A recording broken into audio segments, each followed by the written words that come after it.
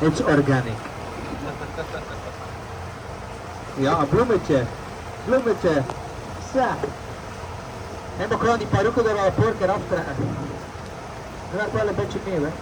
Sorry, hè. Ik had er niet over nagedacht. Het was een ingeving.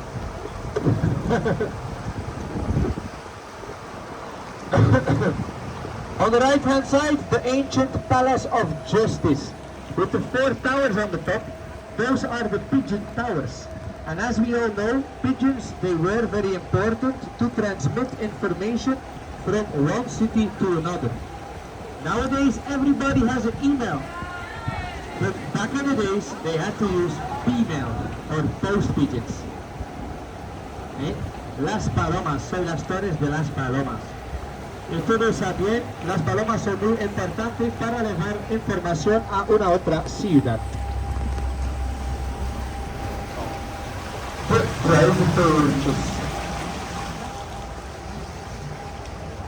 Weet je dus juist te binnen? In front of us, a little bit over to the left hand side, the hotel with the wooden facade. This is actually a very typical medieval facade from the 15th century. Also, this is one of the very first hotels inside Bruges city. Nowadays, there's a hotel stop going on. There is no more new hotels allowed in Bruges city.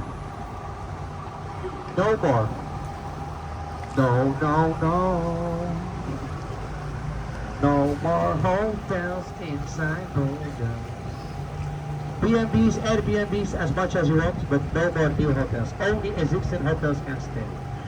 On the right hand side, this is the ancient palace of the Spanish generals.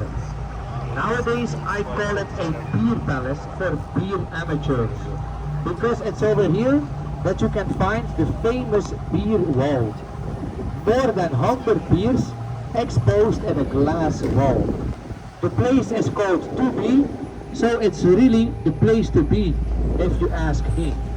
To be or